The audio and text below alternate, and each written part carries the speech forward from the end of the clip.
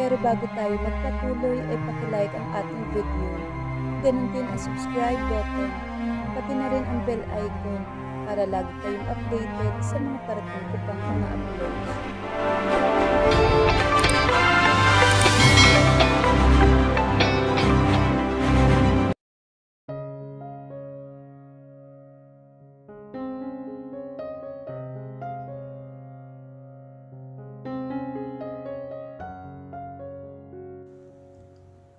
Ano ang ibig sabihin na nalaman ko, Anton? Ikaw? Ikakasal na? Kanino? Halos magpanik si Nancy na matapos makarating sa kanya na ikakasal na ang nobyo sa iba. Tila baliwala naman sa huli ang sinabi niya. Anton, sagutin mo nga ako. Kung ano ang narinig mo. Totoo yun, Nancy. Halos panginigan siya ng lamig sa boses ng mga mata nitong nakatutok sa kanya. Napaatras naman si Nancy.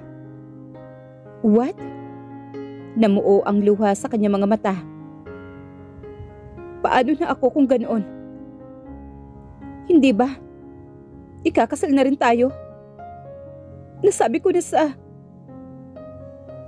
Sino may sabi sa'yo na pakakasalan kita?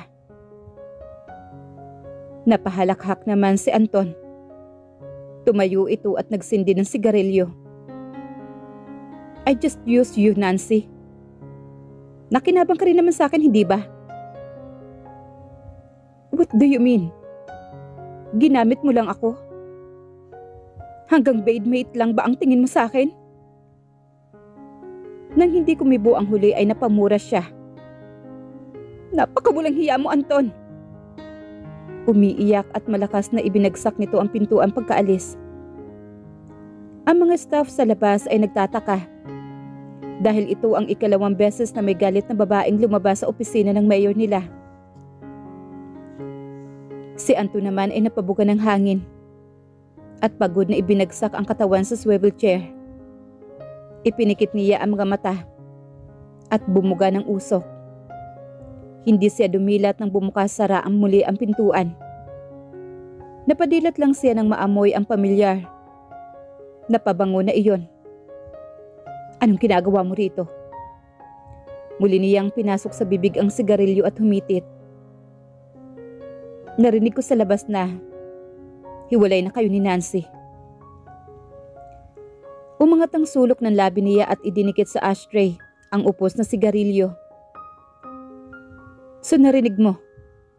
Ngayon, wala ka ng kaagaw sa akin. Tuyang wika naman ni Anton. May panahon ka pa para umatras sa kasal, Anton. Habulin mo si Nancy. Sabihin mong hindi matutuloy ang kasal natin. Kumunot ang noo niya at natawa na mapakla. Tumayo siya at humakbang rito. Tulad ng dati ay pinakatitigan niya ang maamo at magandang mukha ng kabiyak. Paano kung ayoko? Bakit pa? Nandito ka na. Hindi ako magpapakasal sa'yo. Inignora naman ni Anton ang hapdi sa dibdib niya. Gumisis siya na malupit at hinapit ito sa baywang. Hindi nito inaasahan ang ginawa niya. Kaya gulat na tumingala sa kanya. Wrong answer, honey. Wrong answer. Bago pa man ito makapagsalita ay kinuyumos na niya ng mga labi nito ng maririing halik.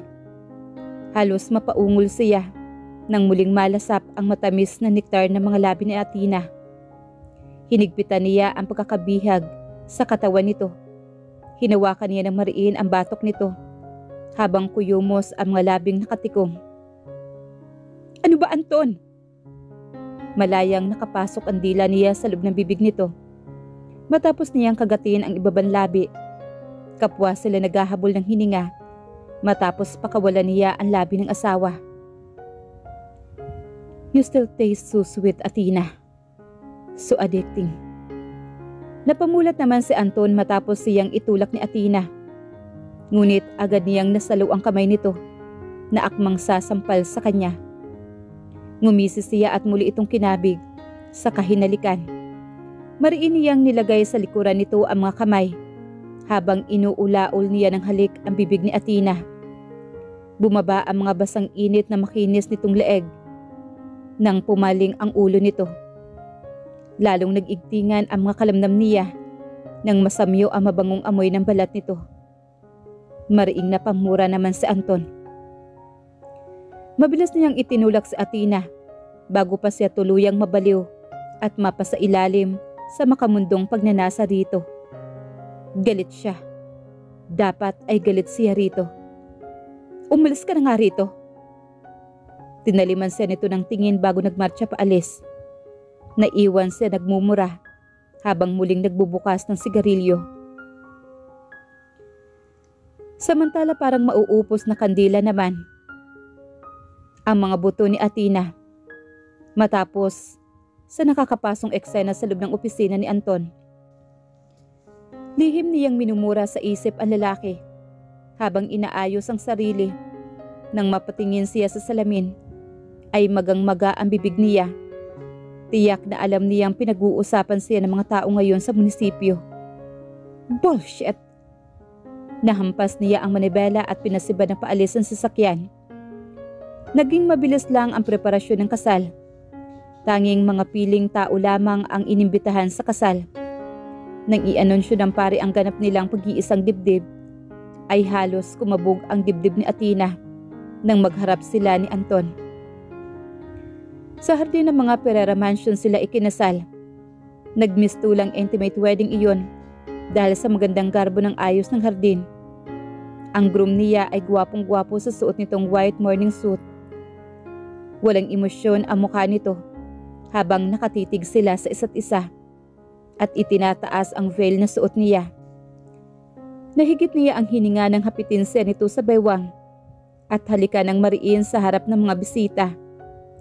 Naririnig niya ang palakpakan. Dapat ay masaya siya. Ngunit ramdam niya ang sakit sa dibdib niya dahil sa uri ng halik nito. Nalulungkot siya dahil alam niyang pilit lamang ang kasal nilang dalawa, tulad ng dati, para lamang sa kanilang anak. Kaya na maghiwalay ang mga labi nila, ay halos hindi niya ito tingnan. Nakaiwas siya ng tingin hanggang sa reception. Bakit nag-iisa ka rito? Mabilis siya napalingon kay Abel na lumapit sa kanya. Nasaan ang asawa mo? Napabugas siya ng hangin at nilinga ang dalawang pares na nagsasayaw sa gitna ng dance floor. Muling nanikip ang dibdib niya nang makitang halos wala ng hanging dumadaan sa pagitan ni Nancy at Anton. Umiwas siya ng tingin. Tila walang pakialam ang dalawa sa eskandalosang pagsasayaw ng mga ito. Hindi nila inaasahan ang pagdating nito, ngunit wala namang sinabi si Anton. Natitiyak niyang ito ang umimbita sa babae. Lalong napuno ng kalungkutan ang puso niya. Nakikita kong napakalungkot mo. Gusto mo bang agawin ko ang babaeng iyon mula sa asawa mo? Mapakla naman siyang napangiti rito. Bakit pa? Hayaan mo na nga siya. Maaari ko bang makausap ang asawa ko? Napaigtad silang dalawa ni Abel nang marinig ang malamig na boses ni Anton. Nakalapit na pala ito at matalim ang tingin sa kanila. Sure, ngisi naman ni Abel. Matapos siyang hapitin. Pagkatapos naming magsayaw, Mayor. Bago pa man siya makahuma ay dinala na siya ni Abel sa gitna ng dance floor. Ngunit hindi katulad ng isang magkapareha kanina, ay may distansya ang mga katawan nila. Anong ginagawa mo, Abel? Walang hiya siya. Mariing usal naman ito. Malamig ang tingin. Nagbara naman ang lalamunan ni Athena. Namasa ang mga mata.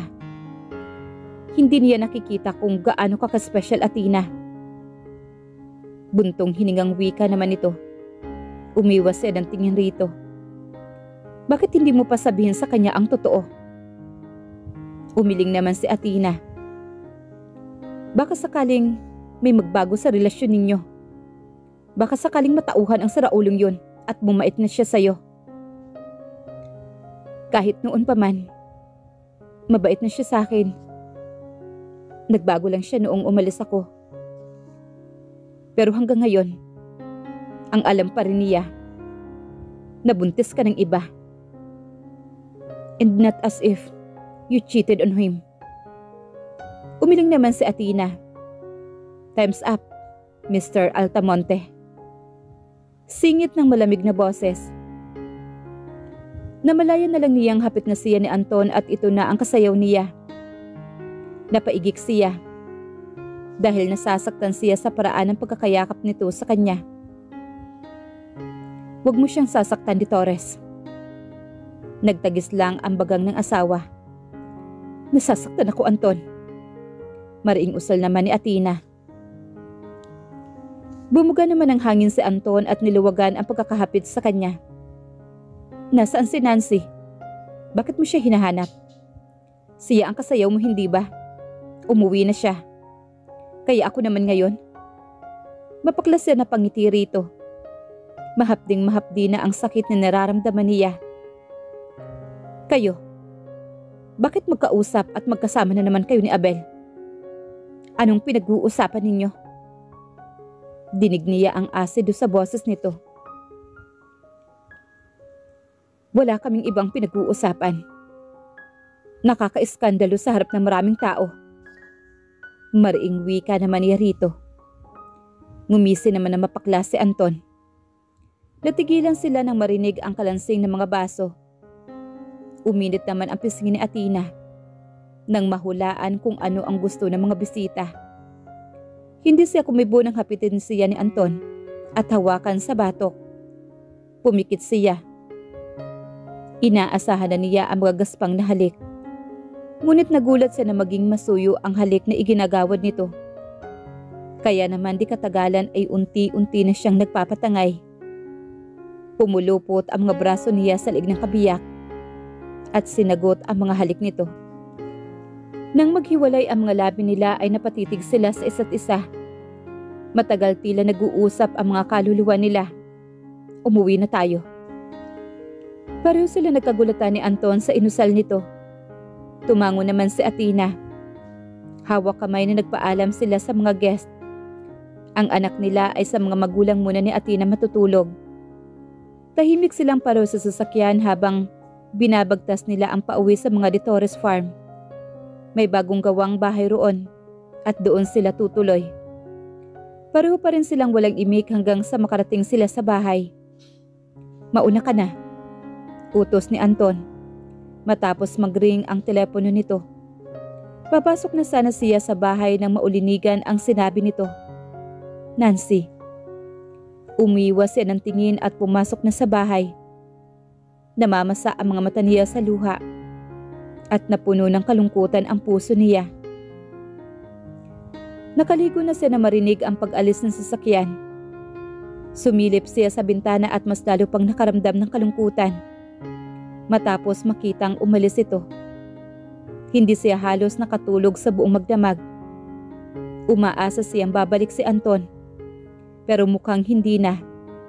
Maliwanag sa labas nang bumangon siya. Wala siya maramdamang kahit na ano habang nakatingin sa labas. Bumaba siya at naghanap ng makakain. Tinawagan niya si Abel para ipadala ang motor niya. Saka tumawag sa bahay na mansyon ng mga Di Torres. Nalaman niyang doon umuwi ang asawa niya. At mas lalo siya nakaramdam ng kalungkutan. Itinatak ni Athena sa isipan niya na nagsasama lang sila dahil sa kanilang anak. Iyon lang at wala nang iba pa.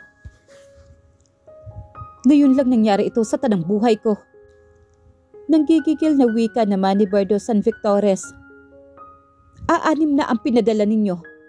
Wala pa rin nakakuha sa lintik na anak ni Anton.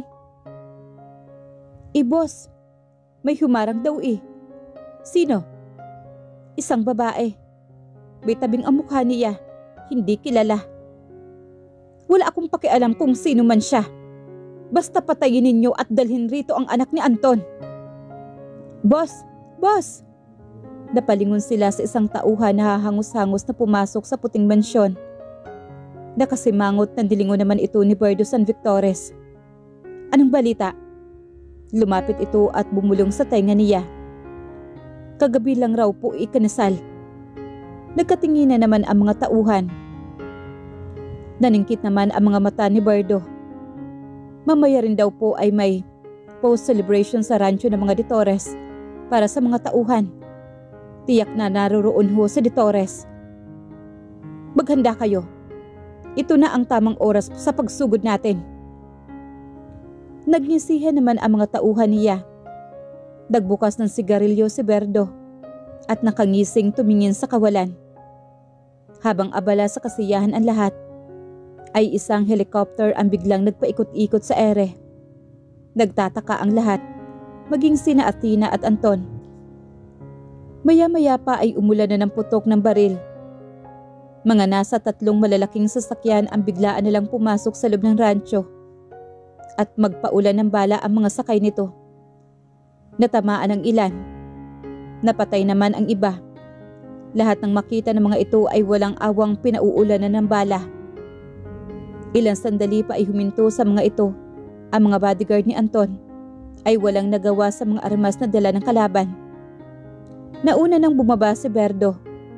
"Mayor, huwag mo naman akong pagtaguan. Para namang minsan na tayong hindi naging matalik na kaibigan."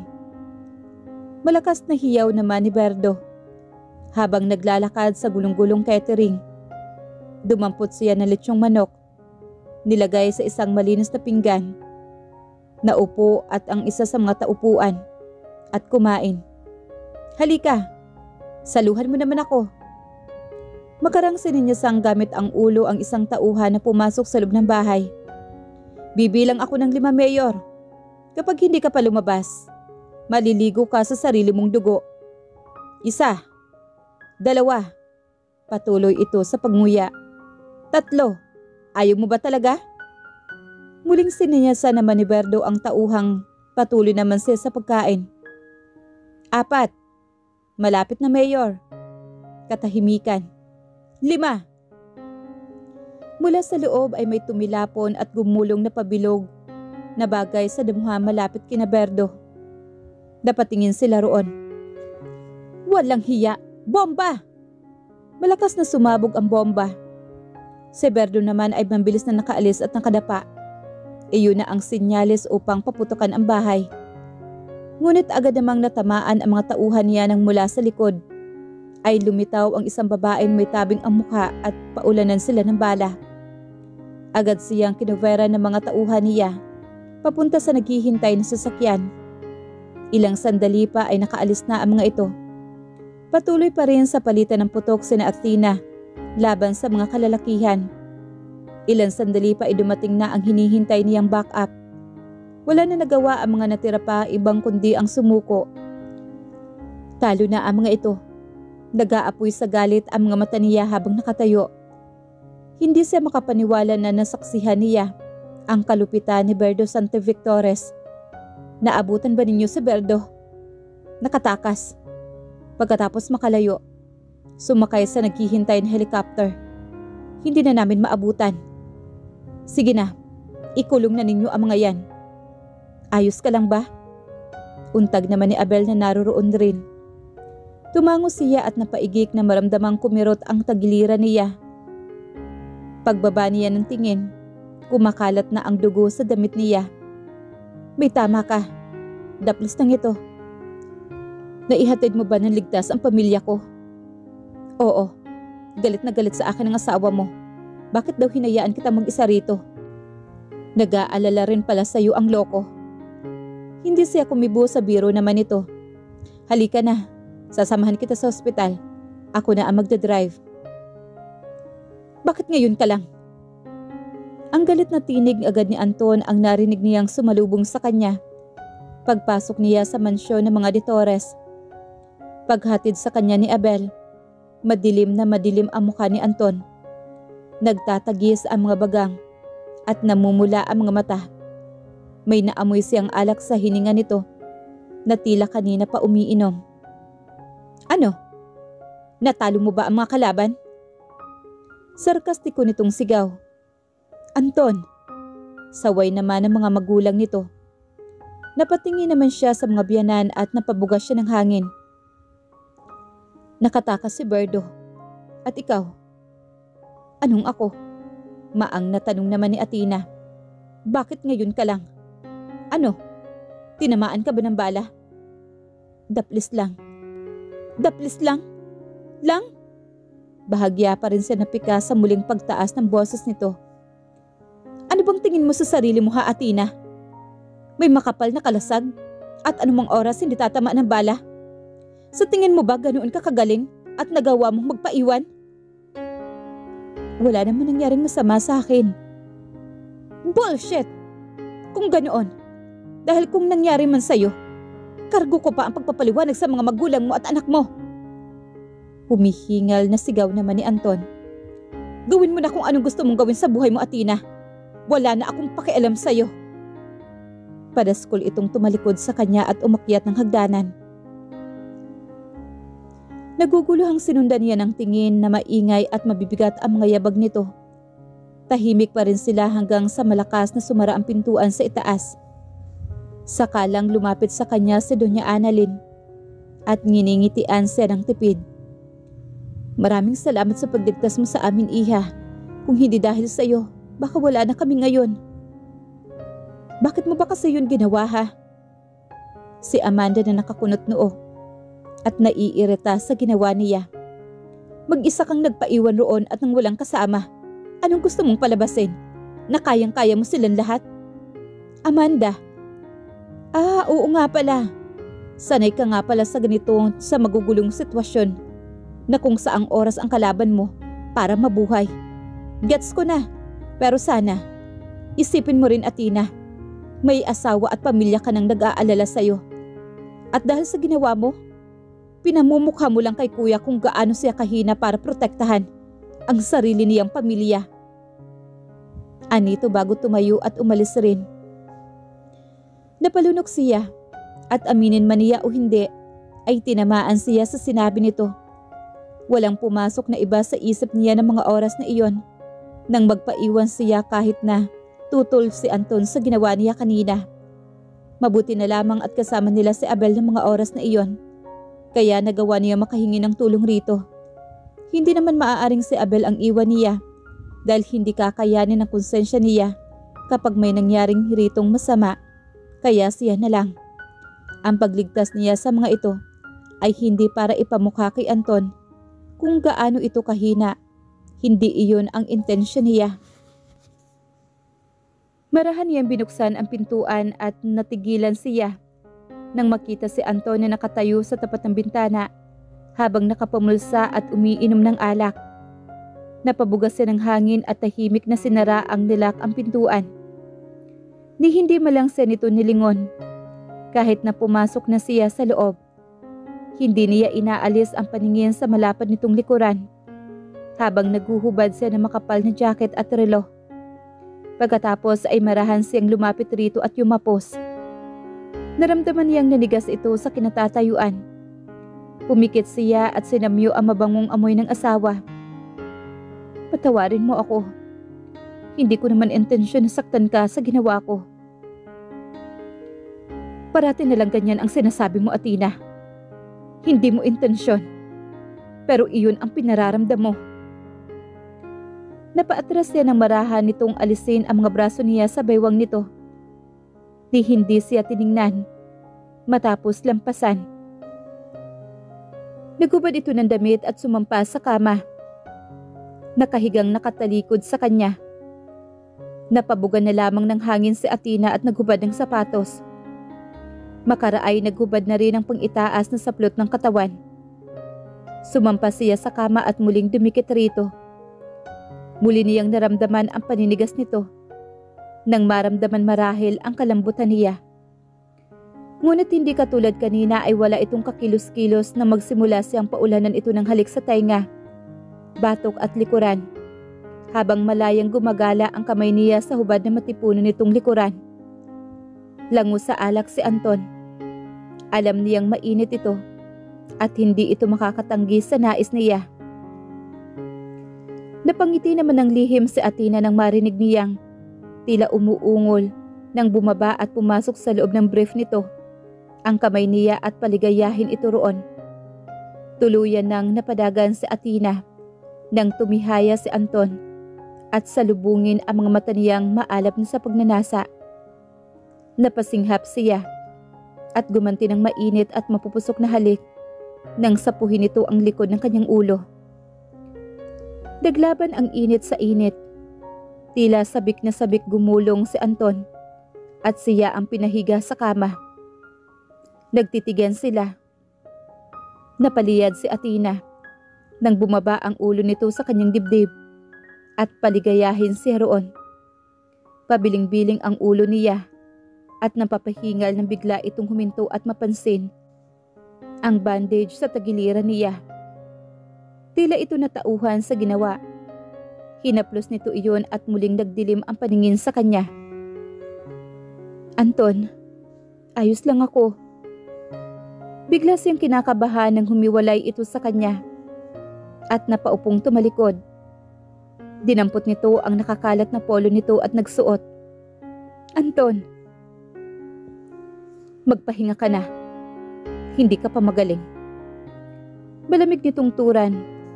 Sunod namang sinuot nito ay ang sapatos. Parang binuhusan siya na malamig at sa nakikitang pagmamadali nito. Namasa ang mga mata niya. Namanhid sa pagkakapahiya ang mukha niya. Saan ka pupunta? Hindi siya nito sinagot. Tumayo ito at akmang maglalakad. Nang pigilan niya sa mga braso nito. Hindi na niya itinago ang sakit sa mukha niya nang lumingon ito sa kanya. Pupunta ka kay Nancy? Sa kanya mo ibubuhos ang init na ipinaparamdam ko sa iyo kanina. Nagtatagis naman ang bagang ni Anton. Asawa mo ako, Anton. At kaya ko ring ibigay ang kung anumang naibigay niya sa iyo. Tumutulo ang luha niya. Labis-labis ang nararamdaman niyang sakit sa kalooban. Simula nang ikasal tayo noon, hindi mo na ako ginalaw, Anton. Hanggang ngayon, Anton, matapos nating ikasal, iniwan mo ako mag-isa sa bahay at pinuntahan ng kabit mo. Sabihin mo nga sa akin, nandidiri ka ba sa akin? Dahil nagalaw na ako ng iba? Dahil may nakauna na sa akin? Iyon ba ang dahilan kaya nitabihan man lang ako? Ay hindi mo magawa? Hindi ito kumibo at nanatili lang nakatanga sa kanya. Lalong sumikip ang dibdib niya. Umiling siya at marahas na pinunasan ang pisngi. You know what? This won't work. Pagod na ako. Pagod na akong parating umintindi sa'yo. Ang magsakripisyo. Ang parating masaktan. Ayoko na. Bahala ka na rin kung anong gusto mong gawin sa buhay mo. Wala na rin akong pakialam. Mabilis niyang dinampot ang mga damit at akmang isusuot iyon nang pigilan naman siya sa pulso ni Anton. Muling bumalong ang luha sa mga mata niya. Bitiwan mo ako. Mahina niyang utos. Bitiwan mo, sabi ako. Naputol ang anumang sasabihin niya. Nang hilahin siya ni Anton at yakapin na mahigpit. Nang mahigpit na mahigpit, na halos na hindi na siya makahinga. Anton, I'm sorry. I'm really sorry. Namamasa ang mga mata niya sa luha at niyakap ito na mahigpit. Hindi ko pinuntahan si Nancy noong gabi nang pulot kata natin. Napaangat siya ng ulo mula sa pagkakasandig sa dibdib ni Anton at tiningala ito. Nakahiga na sila pareho sa kama. May mga saplot na rin sa katawan. Pero narinig kong, sinabi ko lang iyon dahil sa inis ko sa'yo. Tudyo naman ni Anton habang nakatitig sa nakasimangot niya mukha. Ano? Dumiretso ako rito pagkagaling sa bahay. Dito ako natulog. Wala akong pinuntahang iba. Nang makita mo si Nancy nung araw na iyon sa munisipyo, tinapos ko na kung anumang meron kami sa nakaraan. Pero nasasaktan pa rin siya. Noong kasal, pumunta pa rin siya at nagsasayaw kayo. Kitang-kita ng lahat na nakalingkis siya sa iyo, Anton. Nancy has always been like that, a flirt. Kung sa akin talaga nakatutok ang atensyon mo, sweetheart, Makikita mo sana kung ilang beses ko siyang itinulak. Huminto ito at hinaplos ang pisngi niya. At isang beses lang may nangyari sa amin. Noong lasing na lasing ako dahil sa sobrang galit ko sa ginawa mo. Pagkatapos noon, hindi pa naulit. Bakit parati kayong magkasama? Itanong mo sa kanya, siya ang dikit ng dikit sa akin. Wala kayong relasyon? Wala. Mariing-iling naman ni Anton. Kayo? Ha? Kayo ni Abel. Anong meron sa inyong dalawa? Matiim ang pagkakatitig ni Anton sa kanya. Napakurap siya at nagdadalawang isip kung sasabihin niya sa asawa ang totoo. Napakurap siya at nagdadalawang isip kung sasabihin niya sa asawa ang totoo dahil hindi pa naman alam ng lahat na pinsan niya si Abel. Pinsan ko siya.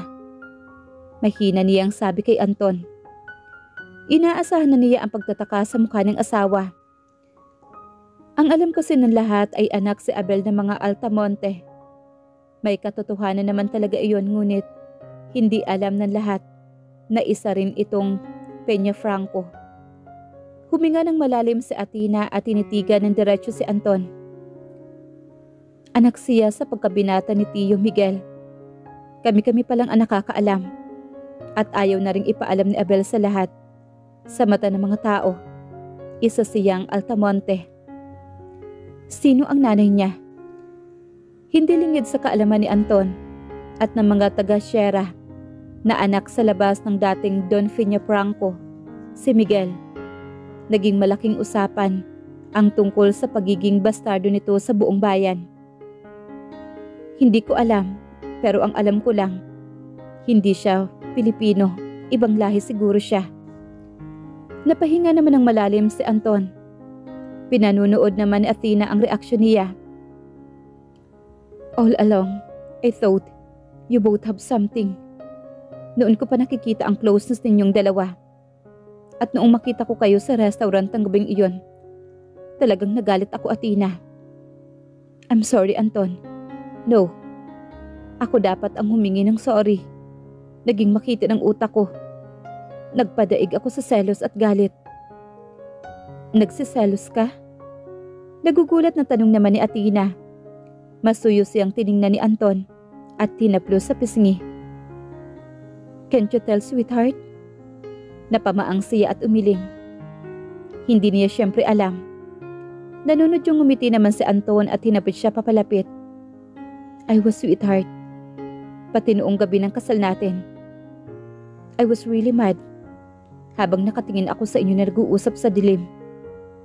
Hindi ko gusto ang uri ng tingin na pinupukol niya sa iyo. Lalo pa noong kukunin na kita sa kanya at hindi ka niya ibinigay. Nagalit talaga ako. I'm sorry. Binibiro ka lang ni Abel. Masuyo niyang hinaplos ang pisngi ng asawa. Kinuha nito ang kamay niya at dinala sa labi sa kahinalikan. I know that now, sweetheart.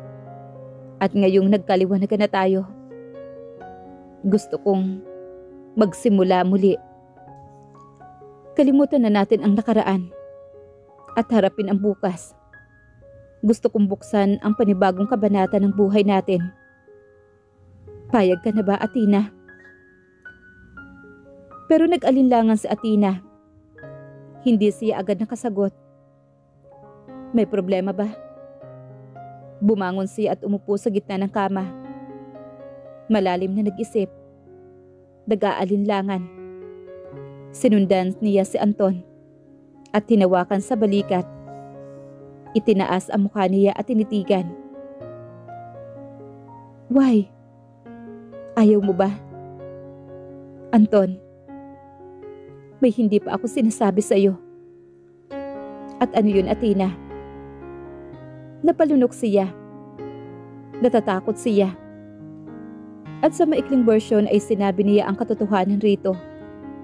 Kung gusto nila magsimula muli, kailangan niyang isiwalalat ang totoo. Ayaw na niyang maglihim pa rito. Napayuko naman si Anton. Sa bunot nito ang sarili habang nagigipuspos. Hindi ito makatingin sa kanya. Sinapo niya ang mukha nito at iniharap sa kanya. Nakita niyang basa-basa ang pisngi nito, na puno ng luha at puno ng guilt ang mga mata. Anton, napatawad na kita.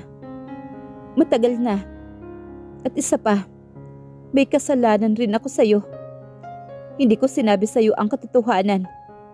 Kaya wag mo na sanang isipin na kaya inilihim ko ay dahil gusto kitang gantihan at galit ako sa'yo. Hindi yun, Anton. Nahihiya ako sa'yo, Athena. Nagalit ako sa'yo sa maling dahilan. Gayong karapat dapat mo lang pala naman akong iwanan. Nanghihinang wika naman ito. I'm sorry. I'm so sorry, sweetheart. Lumuhod ito sa sahig at umiiyak na sumubsob sa mga hita niya. Hinayaan niya itong umiyak ng umiyak. Mahal na mahal kita, Anton. Masuyo niyang usal habang hinahaplos ang buhok nito. Hindi ako karapat dapat sa pagmamahal mo, Athena. Iiling-iling nitong tumigala sa kanya. Hindi ako karapat dapat na mahalin mo. Naging gago ako sa'yo. Tama na yan, Anton. Pareho tayo nagkamali noon. At isa pa, sinabi ko sa'yo ang lahat ngayon dahil gusto ko ring kalimutan na ang nakaraan natin at magsimula tayo ng bago. Hindi ba't iyon naman talaga ang nararapat?